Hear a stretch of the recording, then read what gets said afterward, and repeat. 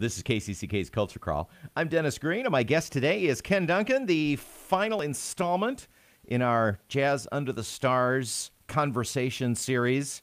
Hard to believe that August is almost over, and we're looking down the barrel at the final Jazz Under the Stars, but time marches on, and the Funk Daddies are going to bring the funk to McGrath Amphitheatre. Yes, we are, but I was worried about when you said final installment. I was wondering where you going to go with that because, you know, being kind of an old guy. Yeah, never say final. You Never get say final sensitive to that type around of us thing. old guys. Yeah. A show 2 years in the making. At least. Because we were set to do this last year and then had a rain out. Yep. And so we invited you back, of course, and fingers crossed, weather be great. But if it's not, we'll be sitting here doing this again in August of 2020. I have ordered the weather already, but to this point, I haven't really been honored that often. But really, I think we're going to just have gorgeous weather, and it's going to be a night to remember. Before we talk about Funk Daddies and some new lineup additions that you're bringing with you, and I know there are a few surprises planned. You've been a part of the Iowa, Midwest, national music scene for more years than I'm sure you want to admit to. Well, 43 years here, and then before that, several years in South Dakota. So remind the audience of, me and the audience, of some of the classic bands that they might remember when they were younger. Well, the one that a lot of people remember is Kabbalah, which we had 76 through 81, and last year we were fortunate to be inducted into the Iowa Rock and Roll Hall of Fame, which was big fun. We got everybody back and performed, and now they're just chomping at the bit to do a reunion? Oh, yeah, no, we're going to be planning reunions, and also we're hoping to be able to combine with the 70s Fabulous Flippers to do a tour, a short tour next summer, and after that. Our bass player from Kabbalah actually came back about 3 weeks ago, and John Reisner, our guitarist, wrote a new song that we collaborated on and actually recorded. So it's like the re-emergence of some old fun. And that was a time when, the live music scene was very, very intense, and, a regional or a local band could tour and play professionally and make a pretty good living. Make a great living. Oh, yeah. I call it the golden age because we had monster clubs like Maxwell's, the biggest nightclub in the Big Ten at the time. We used to play the Coliseum in Peoria, which was huge. One time we played there. On the other side, the big side, they had Santana. Wow. Okay, so this is a nightclub. And so, we were just blessed and fortunate. I was fortunate to start playing professionally for money when I was 13. And unfortunately, those opportunities are pretty well gone for the young people today, but that's why we encourage the younger players, please go out and see bands. Come and see us old guys play great music and learn from it. And then the Eastern Iowa Arts Academy, which Craig Erickson is highly involved in, have done a wonderful job of getting bands in front of people as an opener, like you all have done the first 3 Jazz Under the Stars. I credit you all for letting these groups have an opportunity to play professionally. Well, you're right. There are not as many opportunities as there once were. So, so we have to create them. And it's been very fun. And they can practice and practice and practice, but you never own the music until you play it in front of people. And to this day, we'll practice a new song or something, and we'll say, well, it sounds pretty good, but let's get it to a gig because we know after we've done it in front of people, then we'll own it. And these young people just need that opportunity more and more. And I'd like to see somebody come out with an event facility that will allow that type of performance. And who knows, maybe one of my lottery tickets will pay off. And there you go. and we'll go to work. It's been a few years since Funk Daddies have been at Jazz Under the Stars, 2007, I think. So no, 2011. 2011, that's 2011. right. 7 was the first time, 11 with Billy D. Right. Yep, who can forget? With Billy Davis, who still comes back and gigs every now and again. Anytime he's in town and we're usually playing somewhere, he always comes and plays with us because he's phenomenal. And he's down in the Orlando area doing fantastic.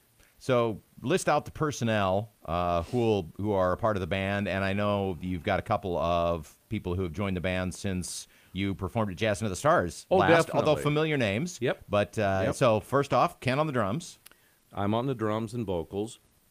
We've had from day one Denny Kittleson on Hammond B3 and vocals, Kenny Fillard on bass ever since 2007.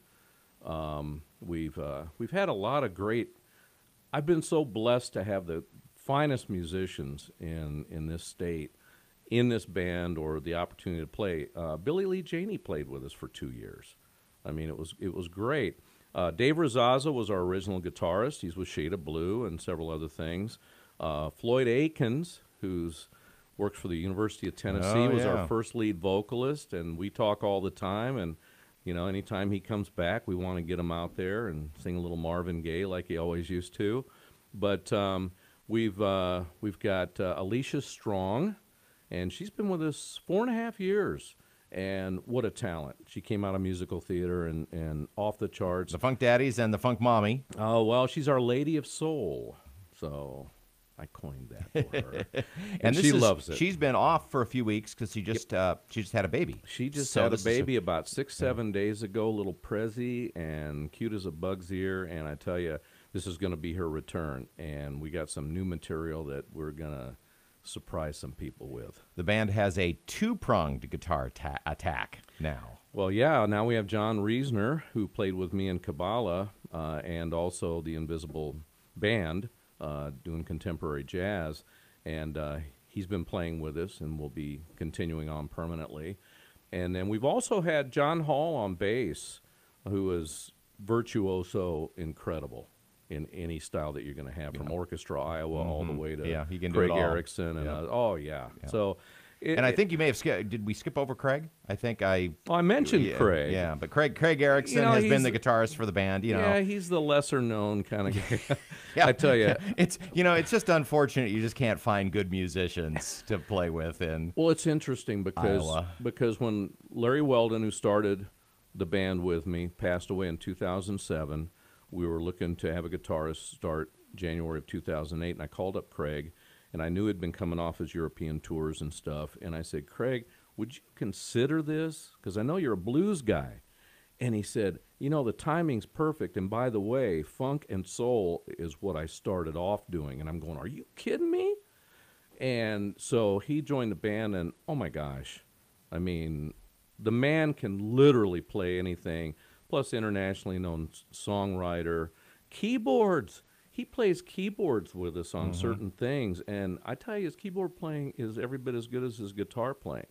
So I call him our resident savant because he's just and his singing and everything is just fantastic. And what a genuinely wonderful person. Yeah, he's kindest person I think I've ever met. He's also one of those people who just makes everybody around them better.